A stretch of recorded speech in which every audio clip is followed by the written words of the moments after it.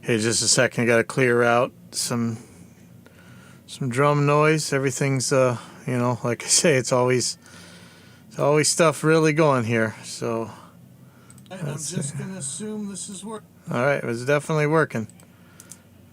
Let me just get this to.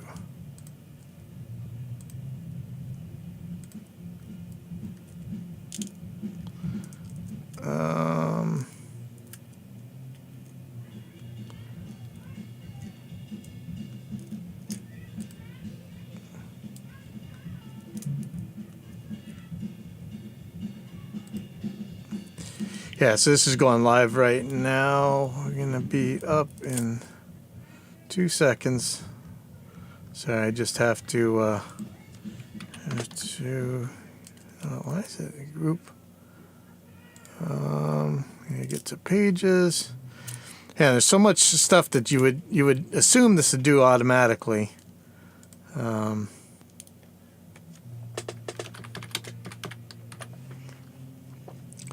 So I'm gonna be calling some people, I think. Well, we'll see. We shall see. Oh yeah, thank you guys for everybody who showed up early. Thank you. I'm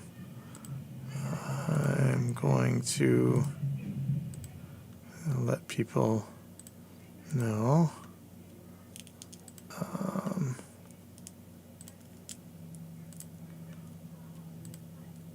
Let's see who I can get on here.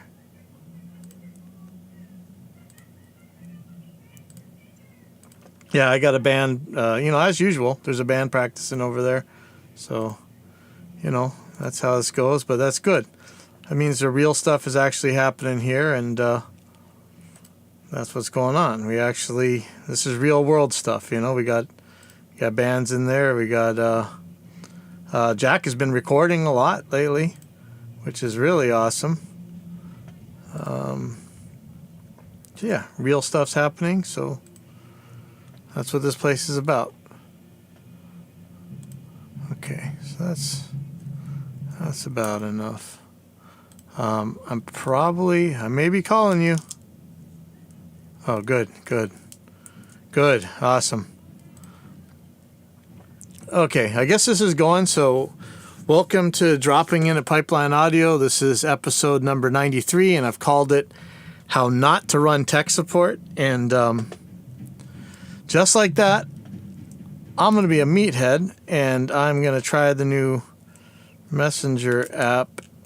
Speaking of which, there's a new Messenger app, and you can pick audio input and output, allegedly. So it's about 1 million o'clock on the mainland right now. It's like 4:30 in the afternoon in Hawaii here. And man, I have been trying to get Jim Roseberry on my show since episode 1, I think. So you know what? I'm going to try to do an audio call over Messenger. He's probably going to kill me, but hopefully I don't blow everything. So let me just ring him. Let's see what happens and see if we don't get in some real trouble. If you guys don't know who this is the guru of DAW building out here, and I'm not sure what time it is where he's at. It might be like 9 o'clock or 10 o'clock. Oh, I hope it's not 10 o'clock. If it's 9 o'clock, it's Friday. Oh no, it's Saturday night. Oh man, I'm just cold calling people, man. So let's okay. I'm gonna leave him alone. Let's see who else we can get here. Sorry, Jim. Let's see what Tommy Gibbons is up to. Let's try an audio call with Tommy here. Tommy just had some stuff climbing up the charts here, so let's see if no answer. Ah, man, nobody wants to talk to me. Let's try Phil. What time is it? It's East Coast. What time is it in East Coast? Like 10 o'clock? I just keep calling people.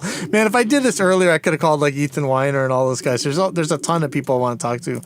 Speaking of which, what time is it in Australia right now? It'd be really cool to get Vin on the phone, but he may not like that. People may not like just being called live and talk to. Look at me, man. I'm calling everybody in the wrong time. Boo. Yeah, this is 3 fails for 3. What a bummer. Is there anybody else? Well, we'll see if they call me back. How about that? Wouldn't that be cool? There's so many people I'd love to get on here. Ethan Weiner's kind of been the James Randi of audio to me. I'd love to talk to Jim Roseberry. I'm sure you guys want to hear from him about interfaces and new computers and stuff. Vin Carigliano, I think is his name, from Dawbench. I'd like to talk to him. But that's all I really got right now. Oh my God, I could get in real trouble here. So let's, that's just my modus operandi, right? So let me try one more person here and just see, what time is it? Let's see what time is it in Canada? What does he say? He lives in Windsor. Time in Windsor, Toronto. It is 9:30 at night. Let's see. Am I going to get in trouble? Let's just see what happens. Oh, man. I could be in so much trouble. We'll see.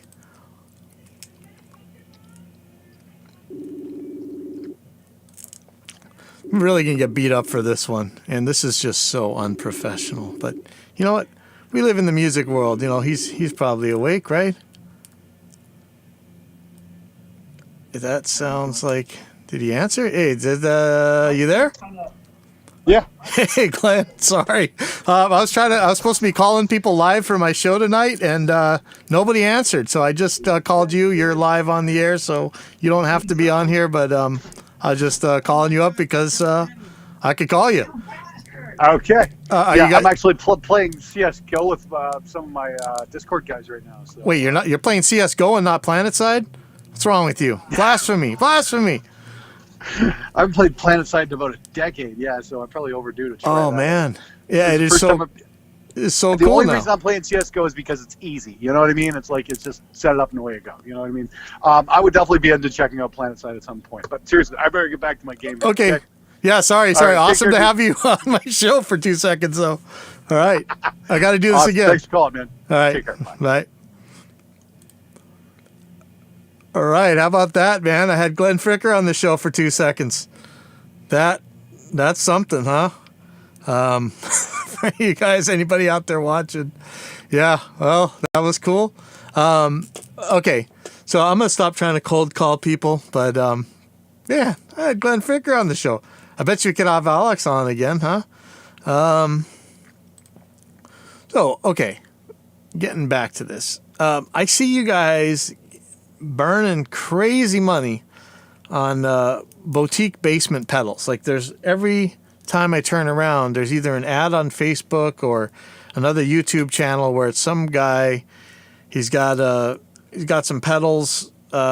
Usually it's a Tube Screamer 808 clone, whatever you call those things, Ibanez Tube Screamer.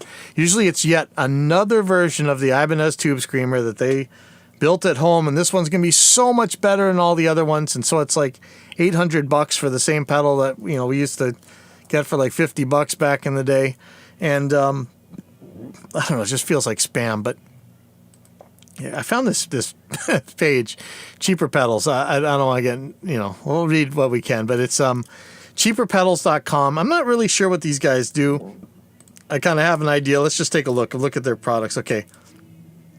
So it looks like they sell other people's pedals, Joyo pedals. We've had good luck with Joyo. Remember, Joyo was the company that I bought the battery from that powered the wireless battery-powered Behringer FCB 1010. And so that's actually a pretty cool company. They make a bunch of amps. I think Glenn's had some of their amps on his show. Look, see, they got more. They got a bunch of cheap stuff. But anyway, on their page, they said like 10 reasons boutique pedals are overrated. And I really like this because he starts out with, excuse me if I'm going to offend you. And he probably is. And excuse me if I'm going to offend you. I'll say the same thing. You may be somebody who really likes boutique pedals, but then you probably wouldn't be on cheaperpedals.com. I actually like some of them too, which I do too. I just spent too much money on boutique pedals that were not worth it. Started to question all the hype and trust my own ears and judgment. And they got a picture of like this $400 pedal. There's another distortion pedal. So he says, a couple different things. Where's the value? Off the bat, boutique pedals are ridiculously expensive. The money you use to buy one can get you an excellent beginner guitar. That's true. But, remember we had a show not too long ago where the Dean Vendettas, they're kind of hard to get now. So the really good $100 guitar is probably gone. But, sorry. But there's still good ones out there for cheap. 2 of them will buy you an amp. That's true, too. 3 of them will buy you a professional-grade electric guitar. That's true. If someone on the street asked you to pay a couple $100 for a small painted metal box with a bunch of transistors inside, you'd give them a funny look and walk a bit faster. That's true. But then again, we're in an industry where people pay $5 bajillion for mic preamps. So, I'll take it for what it's worth. Number 2, low-tech, high prices. Manufacturing and technology have made staggering leaps in the last half century. Today we're able to fit a phone, computer, music player, and camera inside a small handheld device and walk around with it and interact with people all over the world using it. But have pedals advanced since the 1960s? No. We're still paying the same amount of money for a new iPhone as we are for a 50-year-old piece of technology. A cake-sized piece of metal and knobs with a circuit board powered by a 9-volt battery. Lack of innovation. Really? Okay, so he says the same word. How many boutique pedal brands out there are truly innovating? Does the world really need another Tube Screamer mod? Or do we need another fancy $200 boost pedal whose only job it is to lift your signal? The truth is the majority of boutique pedal makers are regurgitating the same kind of guitar effects that have been around for 50 years. The truth is there are only a few boutique manufacturers pushing the boundaries of what pedals can do. And this is the thing, but to be honest, that's the reason sometimes people actually buy these things is because they want the same old thing, But how many? We're not going to get back into all the actually testing your claims and stuff, but we do know that you can get the circuit. You can make the circuit. There's nothing magical about these circuits. You can, just because it has certain brand of transistor in it, it's not going to make it some kind of magical thing. So, yeah. Marketing machinations. Yeah, tons of marketing nonsense. Let's take the old designs, copy them, mod it, give it a really cool paint job, call it boutique, and charge an extra $100 for it. Can you imagine this happening in any other industry like cars or PCs? Scarcity. When an item is scarce, blah, blah, blah. Vintage gear is more expensive because it's scarce. But on the other hand, you can just make these pedals all day long. Gear snobbery. What do we call it? Cork sniffers. Snobs are everywhere. We probably all know people who are wine snobs, art snobs, music snobs, and of course, gear snobs. And give a gear snob the best pedal ever made, and it would still be a gear snob. Is it the music that matters, or is it the gear? Expensive does not mean good. Yeah. Let's be unique. Okay, boutique. The real part that kills me, though, is that all these pedals, I know, yes, your pedal is so magical that it can't be duplicated in DSP. But really, right now, for the price of a couple of these pedals, to go buy a Line 6 Pod Go. And listen, you guys have known, even on this show, how many times I have torn apart Line 6. Especially when they purposely cripple their stuff. When they already have something that works and then they actually make it not work. The main thing being the 2-path thing, one path for a guitar amp that doesn't have a speaker simulator on it, and one path for the PA system or the recording system or whatever that does need a speaker simulator.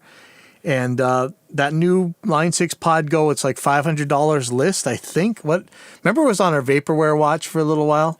Let's see what these things are really selling for. Pod Go. Okay, list street price. Street price. Guitar Center $450. Sweetwater $450.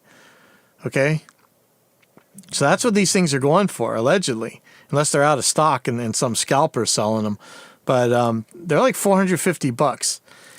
I'm sorry. I have the crappy version of it called the Firehawk, and even that is pretty good. If you had a little bit more choice on where you could put what processors and stuff, man, it's got the harmonizer, it's got everything. It's the Firehawk has some serious problems, but I don't think that's going to be the problem with the Line 6 Go.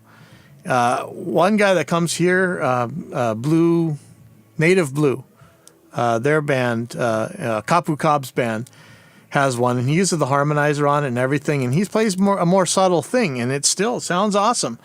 It's like a baby Helix, and I'm not advertising for Line 6. I've had my knockdown and dragouts with those guys, but compared to buying some crappy pedal that's got like one setting, you can turn it on or off, just get the freaking Line 6 Go, and I guarantee your pedal's in there, or if it's not, something pretty close is in there. So,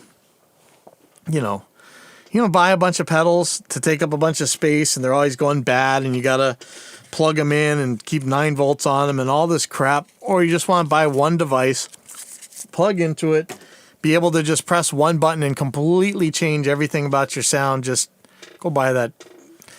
Something like that. Maybe you got a Helix, maybe you got a Axe Effects or something, or maybe you want to run a big ass Bradshaw board or whatever. But, paying $400 for the same tube screamer you could get for $50, not a good idea. And if you're going to have 10 different settings, forget it. Just go buy a little pedal board that handles all that stuff. Next thing, and the reason I was calling Jim Roseberry, man, I wish I could have called him earlier. Reason I want to talk to Jim was we're getting some computer parts, and in fact, let me see if I can pull up what I ended up buying. So let's go look at System Builder. So this is what I ended up with. Intel i7 10700K. It says it's an 8-core processor. Because right now I have 2 laptops that are more powerful than the studio computer that I'm broadcasting this from right now. And it was getting to the point where I was working on mixes at home, and I couldn't actually run them on my studio computer, which is ridiculous. So it's time for an upgrade, and this is where we're going. So first of all, it's the Intel. And it's funny if you can see, if you're watching the video, I'm actually ordering the CPU from B&H. You guys might know B&H from ordering pro audio gear from them for years. It's really weird to see them selling this computer stuff, but anything that can help their shop out. They've always been just an excellent shop. They've always been really good with customer service to me. They've always been really quick about shipping things out. They've just been a great shop. So if I can buy computer parts from them, great, man. So anyway, I got the Intel i7 10700K. I don't know how you say it, 10700K. Because my the one I just got, the laptop, was like an MSI Raider, and it had a,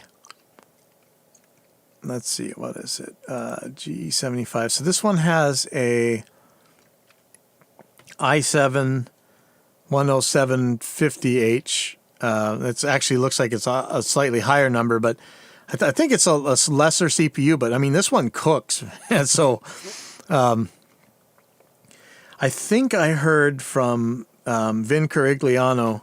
I hope I'm saying that right. The DawBench guy. I mean, if you guys know DawBench, that's where you look. That he doesn't really like the AMDs yet. And I see people doing fine with the AMDs, the Ryzens. And you can get really good fast ones for pretty cheap. I think it's cheaper than the Intels. But I think that what he was saying, and if I got this wrong, I'm really sorry. But it seems like the single core speed is still, the Intels are going to be a little bit better for the single core stuff. What you're doing with your DAW, especially, okay, let me start over. I'm doing a lot of recording entire bands at low enough latency that they can hear themselves and play, through the headphones or whatever, like for the singer and everything. at the same time that I'm broadcasting it out on OBS or whatever to you guys. And so that means pretty low latency, and I need a lot of single core speed because that's what seems to matter for that kind of activity. And I think these guys were saying that the Intels are still better at that. And because I got a lot of crap about the AMDs. I really actually had a hard time picking this, which is weird because, okay, first of all, it's come so far that pretty much any computer you're running nowadays, if you got a computer made in the last 5 years and it's an i5 or an i7, you're probably cooking. You're probably running way faster than stuff that I've mixed, hundreds of albums on. And so it's really not that important to be that picky, I don't think. But then again, we used to have all these gurus running around that, really got the bleeding edge. Because back in the day, it wasn't about the bleeding edge. It was whether or not you could even record 8 tracks at a time. You needed to talk to these guys who were experts, but they weren't really around so much anymore. Just a few of the key players, like I said, Jim Roseberry and Vin. On the Reaper forum, we kind of had a back and forth. The guys had recommended some stuff, but they actually came up pretty close to what I heard from Jim about. So anyway, that was the Intel that I picked. For a CPU cooler, there were a lot of people recommending liquid coolers now, and Cooler Master actually had one that didn't look too hard to use. I wasn't too sure about it, so I'm going with the traditional air cooler. But man, these things are gigantic. Have you seen just how big the CPU coolers are now? I mean, they are absolutely giant. I ended up going with a Noctua, I think it's called, Noctua NH-U14S 82.52 CFM CPU cooler. Hey, Scott Veenstra. Hey. Back in the days, you had to deal with all kinds of system bottlenecks. Yeah. I mean, back in the day, it was crazy. And I'm doing the unthinkable right now. I'm running a USB audio interface with 32 channels of input and output at really low latencies. And that's I'm running the RME Digiface USB. So it's got 4 ADAT ports. But back in the in the other room, actually where these computer parts are going to end up is going to be running at least one, maybe a pair of Motu 2408 Mark II from 1998. They've got a newer PCI card that runs them, the 424 card, but the last drivers for that were in 2015. So scary times are coming. But anyways, there were a couple different CPU coolers that people were recommending. I think Jim specifically recommended this one, so that's why I'm getting it. Actually, yeah, you guys, I might need some help doing the thermal paste on the top of it. I may not, I don't know what I'm doing, but I could watch some YouTube videos or whatever. But if you can recommend a way to do that, I'll do it. I saw so many totally conflicting advices on how to do it, so I'm a little bit scared. For my motherboard, I got an Asus Prime Z490-P. There was a ton of them. I don't know what the difference of any of these things are. Really, it was really confusing. In fact, it told me that I could only use 2933 memory, or that's the type of memory that's supposed to come on here. But Jim told me to get the 3200, and I guess I set something in the motherboard to let it use the memory. He said don't overclock memory. Had a bunch of people telling me to overclock the memory. Then I think he said to run the CPU at 5.1, but it says a 3.8 gigahertz CPU. I don't know what I'm doing. After I install this stuff, we'll figure it out. In fact, that's another thing I'm a little bit scared of is running Windows. I don't really want to do a new Windows install. I like what I have on my stuff. I don't really want to reinstall everything, but if I have to, I will. It reminds me. I got to get my serial before I pull this off. I guess I could just reinstall everything. I'm kind of terrified to do that, but maybe that's a better idea. I don't know. Let me know what you guys think. Reinstall, because the last thing that I'm getting here is a Samsung Evo 500 gigabyte M.2 2280 NVMe SSD. So my system's going to run on SSD. My two laptops now are running on SSDs. One, I think, is on the older type of SSD, and the new one's on this M.2 or whatever. It goes so fast. Like this computer I'm talking to you on, I think it's about 7 minutes to boot it up. Whereas the my laptops are on. Like within 30 seconds, they're up and running. I mean, fully running. And man, I love that. And so I think I just got spoiled or whatever. But that's what's going on there. There's going to be an SSD, and the memory. I was just gonna. A lot of people were recommending Crucial Vengeance, but I'll always go with Jim's recommendations. And I think he told me to get these G.Skill Lockjaw Ripjaw V series, and I'm getting 16 gigs for now. I guess I could have gotten more, but I've never really run out of memory as far as I know. And so I guess I think there's more slots on the board. I could always order more. Maybe I should have ordered more, but I don't know. Everything else is running 16 gigs and it's running just fine. So that's what the system's going to be. Man, it's still a pretty penny, but it's just time. This computer is getting slow, and then I'm going to be putting these parts onto the big room computer. And hopefully that'll run that a lot faster. But I'm telling you, man, like I am blown away by just how big these CPU coolers are. Let me see if this shows an actual picture. Like when it's on the motherboard. Let's see. i7 CPU cooler. Let me get some images where it's actually put on here. Like when these things are on the motherboard, I mean they're gigantic. It looks like a motor on a car. And so here's a good picture.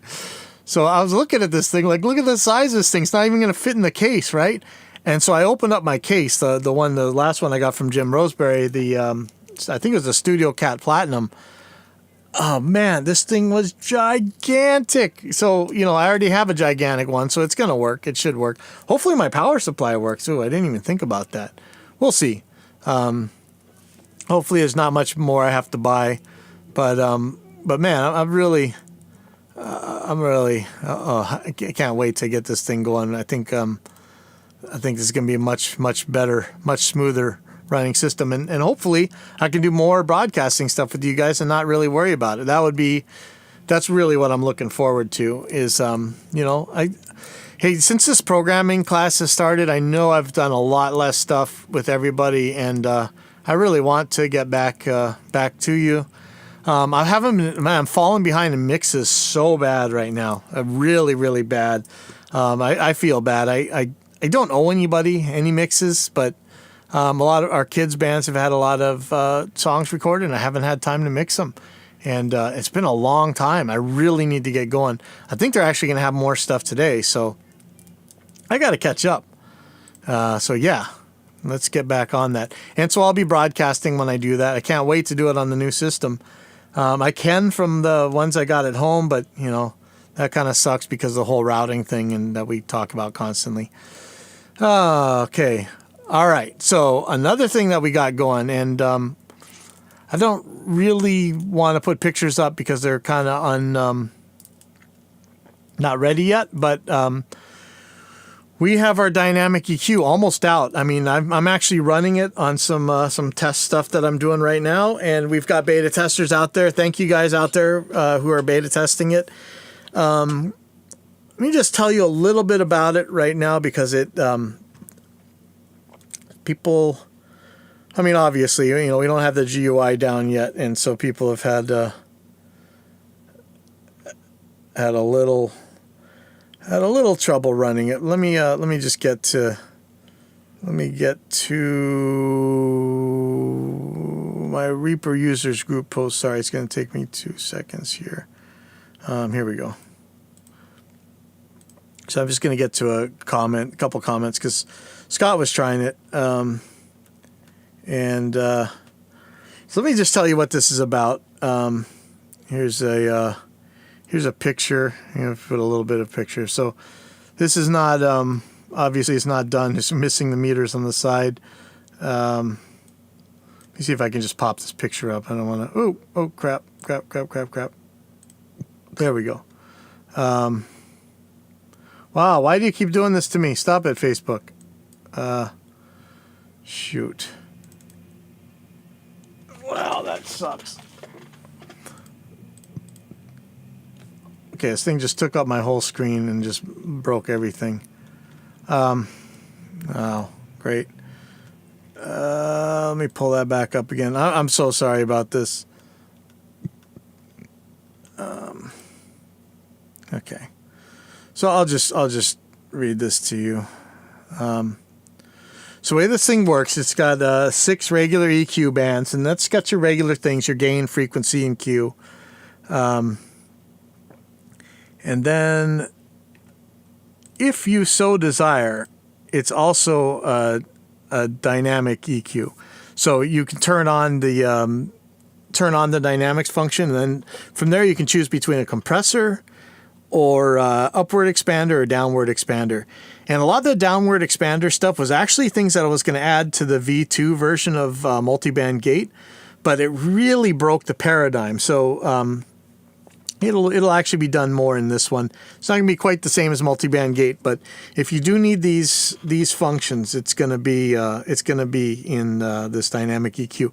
So when you turn this on, you've got your regular controls, your threshold, your ratio, your attack, and your release. But I've also added a hold control, and that's for a couple different reasons. First of all, de-essers. I've really never had that good luck with de-essers. You know, I always wanted them to just, if there was a way that I could have them stay kind of squished down there for a certain amount of time, at least like sometimes even like 50 milliseconds. You know, some of these S's that just crank on you.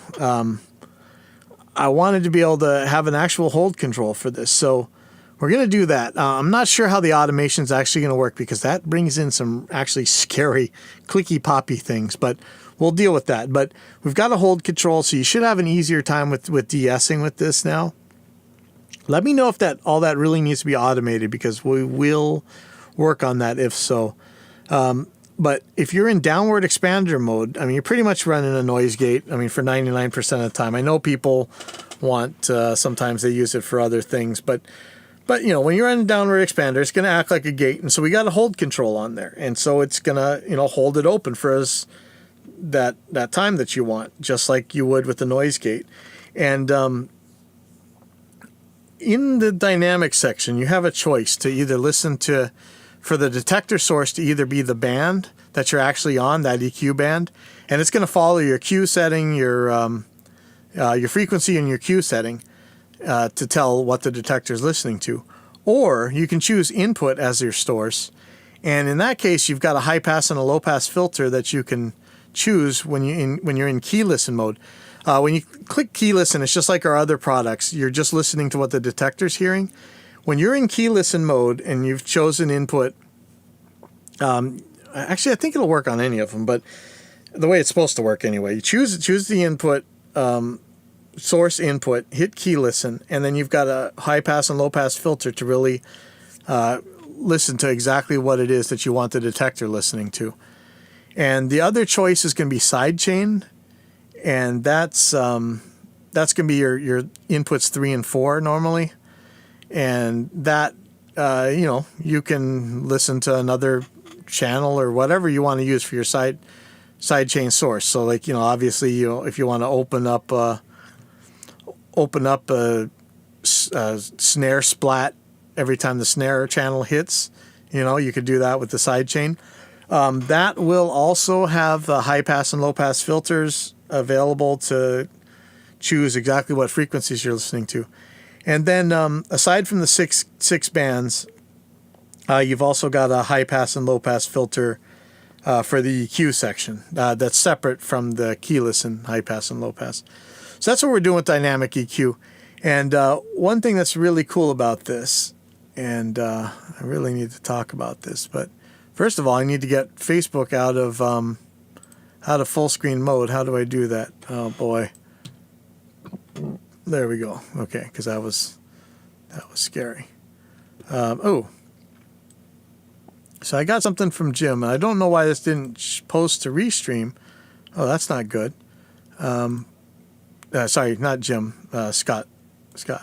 Where is it? Okay, what does... Oh.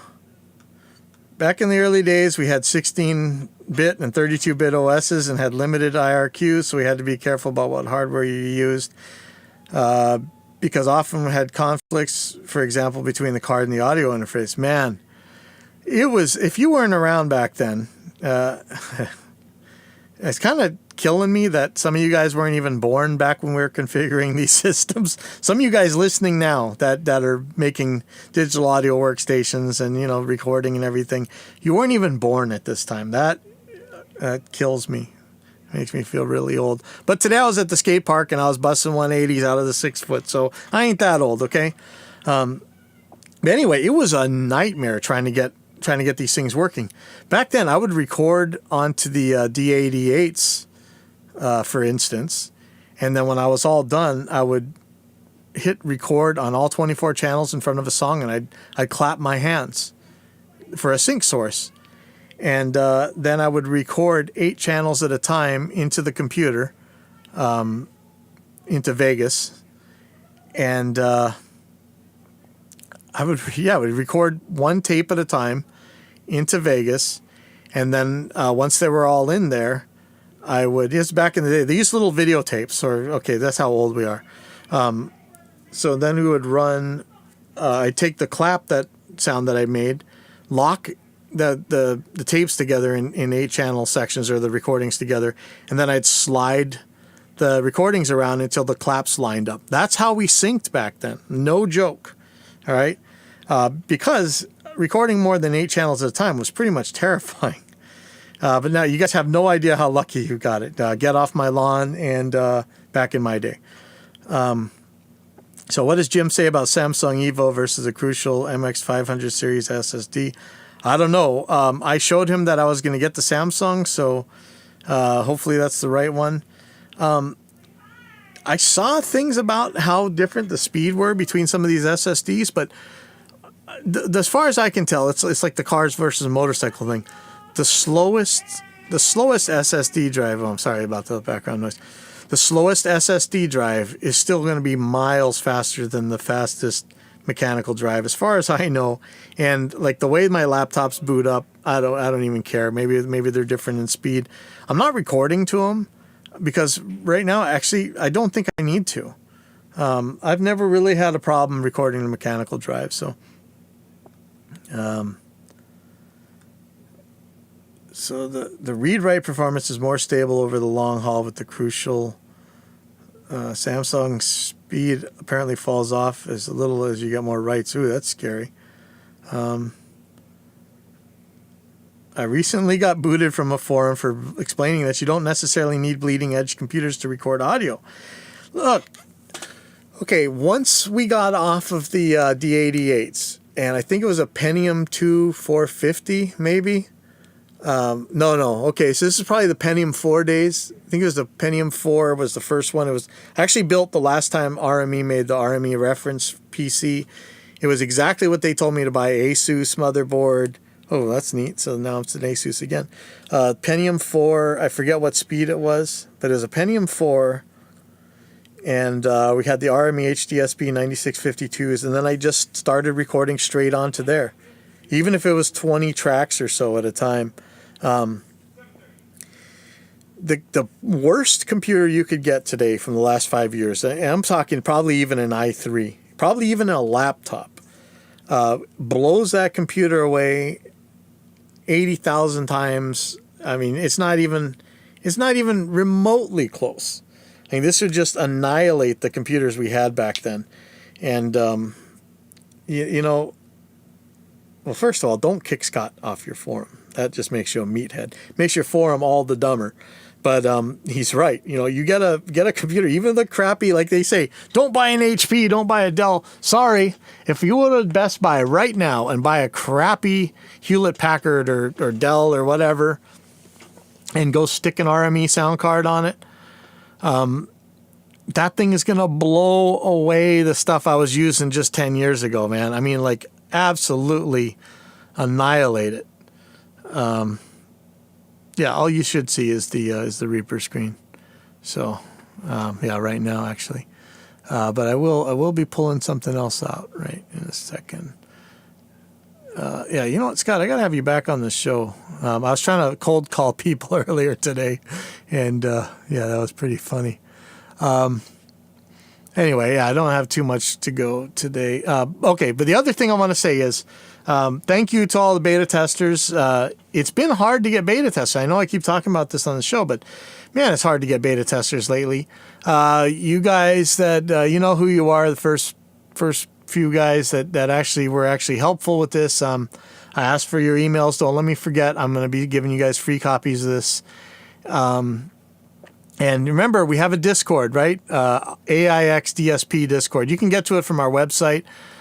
Please join our Discord. We'd love to have you, everybody. If you make trouble, I'll kick you out. But, you know, I'm a free speech zealot, so I'm probably not going to be doing that. Okay. So if you guys remember when we were doing the Reaper Live test computer, that was like a rack mount computer. It had a rack. These 8-year-old kids would roll an rack across the street to run some computer on. That was a Core 2 quad. Hold on, let me kill somebody.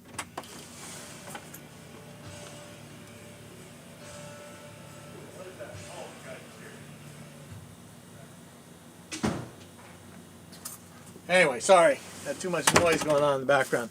So our Reaper Live test system that little 8-year-olds could run was a Core 2 quad. Yeah. Oh, sorry. Oh, sorry. You in the middle of? Yeah. What? Oh no. It's a long thing. So. Oh, okay.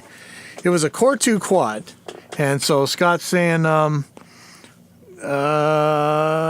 recently multi-tracked the band on my early generation Core 2 Duo with 3 gigabytes of DDR2 RAM.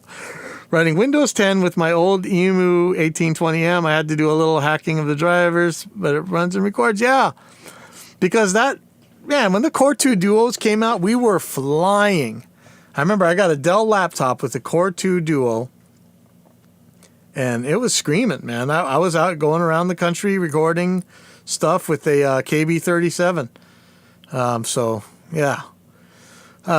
Okay, and the last thing about this particular beta test here is this is our programmer Mark Langers. I think that's how he says it. I don't think I've ever actually talked to him on the phone or anything. We have a programmer we've had for a couple months now. How long have we had him? And this project, this dynamic EQ, is pretty much his first one. He's really, of course, Dave's been helping him every step of the way, but this is going to be his first real audio product, I think. And you know, let me digress a little bit. It used to be, you know, not to toot my own horn, but it used to be that I could get on a forum and I could say something about a product, not one of my products because I didn't have my company, but I could say something about a product and a good significant chunk of the DAW world, at least the online world, would go and take a look at it. That's how Reaper was done. Remember, Reaper was done without spending a penny in marketing, right? I used to have some weight. You know, I used to be able to get people to go out and check out things that I was talking about. Now, nobody gives a crap what I have to say. And, you know, it's just something you got to come to terms with. When I go to the skate park, they're not going, hey, it's a flying Hawaiian. You know, it's just like, oh, who's that old fat guy, you know? You know, and I'm slowly coming to terms with that. I am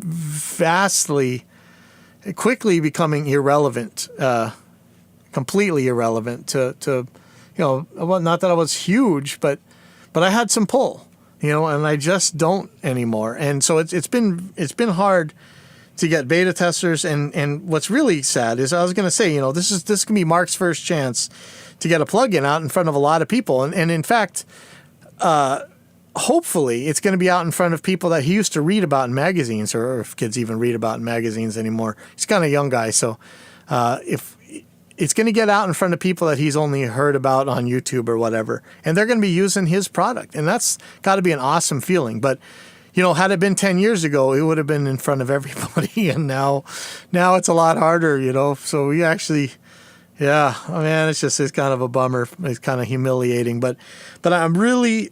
Okay, first of all, I want you guys to, you know, let him know if he did a bad job. Actually, whatever he did wrong is probably stuff that I told him to do wrong.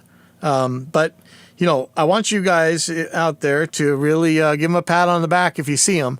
That's Mark Langer. So this is really going to be his first product in front of people. And it's got to be an exciting thing. It's like a band putting out their first record, I don't know if this was ever his real dream to make audio plugins, but I think we got him from an audio programming course. So hopefully this is. I mean, this is the big leagues. This is when you release a plugin and everybody's going to be using it.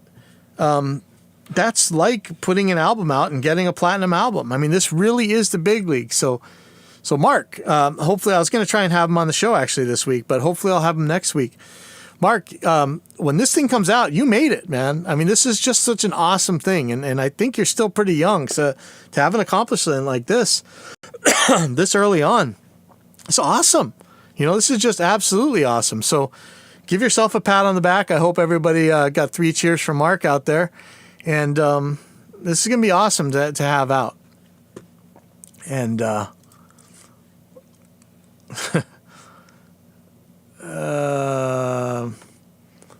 yeah, so Scott's saying, I love the early development of Reaper. Somebody would find a bug and it would be fixed often within hours. That's how we want to do this. I don't want to give up on this. Look, listen, my programmers are awesome. They're not Justin. Nobody's Justin but Justin.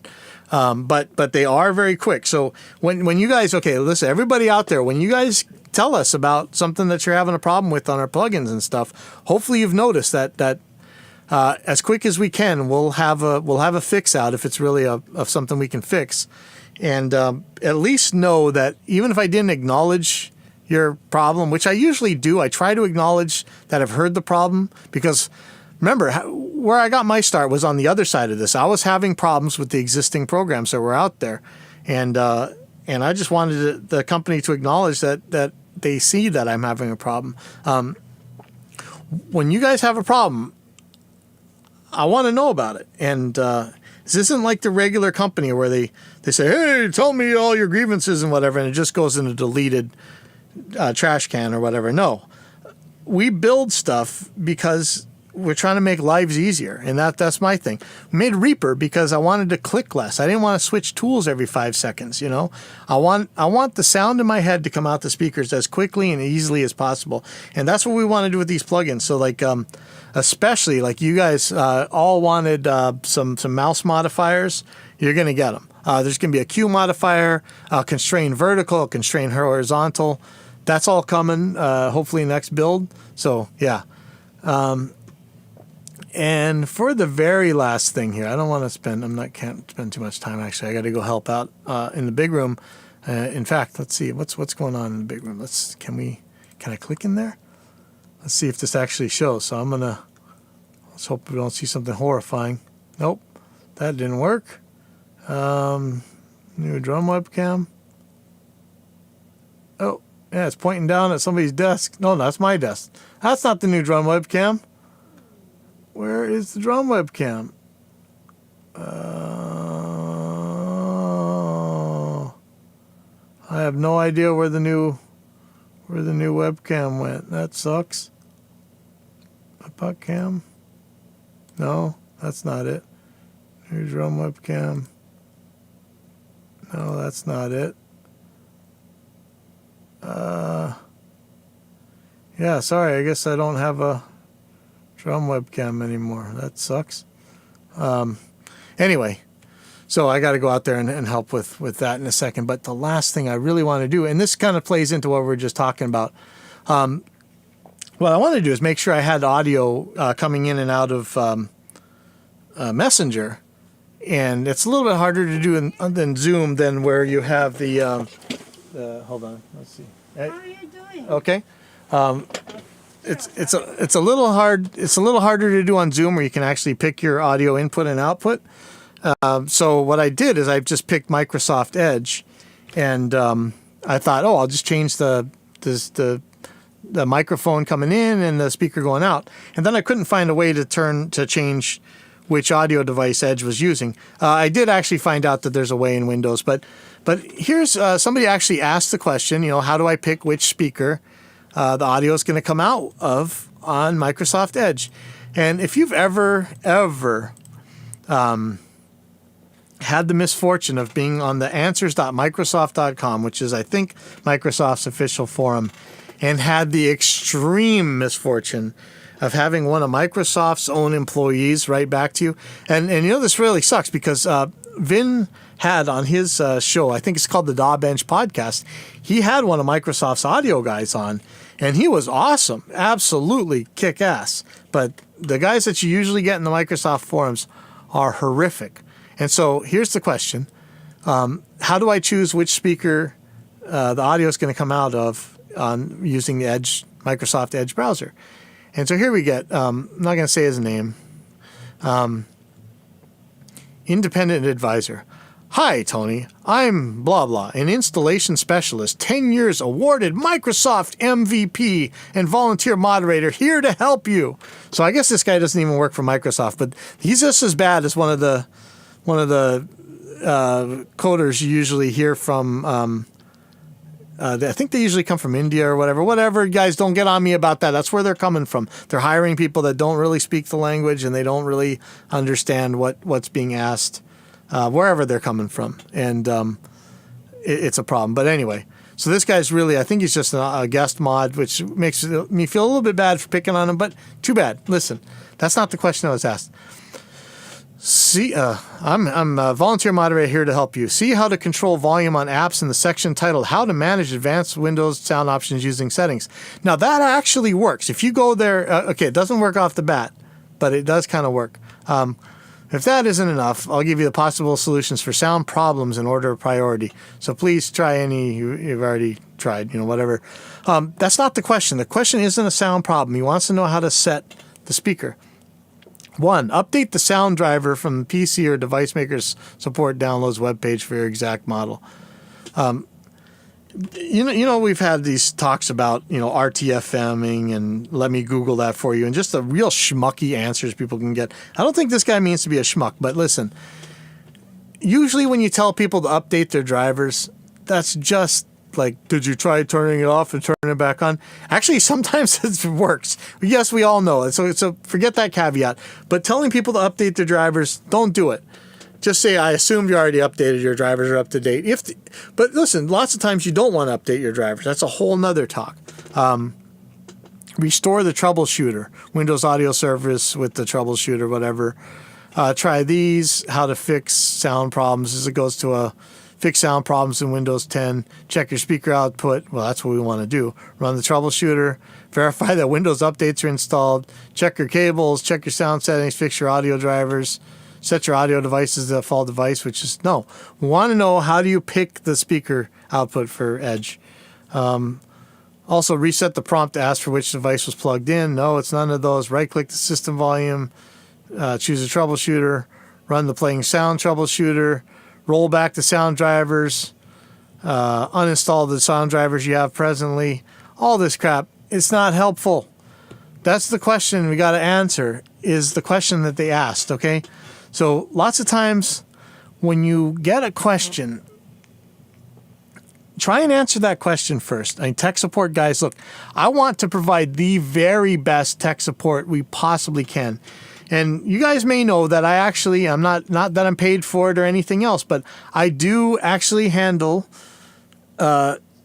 voluntarily and not officially, and many times not even asked, many times actually discouraged by the companies in question. But how much tech support did I handle for Positive Grid, for bias amp, bias effects, all that stuff? I hope you guys found me useful over there. Reaper, obviously. Right? I get back to you right away with Reaper problems. I hope I do. For our company, I really try and do the same thing as I did when I was doing it for Reaper. And not that I ever stopped doing it for Reaper, but, it's not official anymore. But that's the kind of tech support I want to provide. You got a problem? Let me know about it. You got a suggestion? Let me know about it. You can find me on the Discord. You guys know you can find me on Facebook. You can find me on YouTube. You can email me, pipelineaudio@aixdsp.com. you guys know how to get a hold of me. Get a hold of me on the Reaper forum. Get a hold of me on the gear page. Ultimate Guitar, wherever you find me, 7string.org, wherever. Just get a hold of me. I want to fix your problem. So let me know. I'm going to go home because hopefully I actually have some food. I'm hungry as hell as at the skate park. And I will be talking to you guys next week. See you later.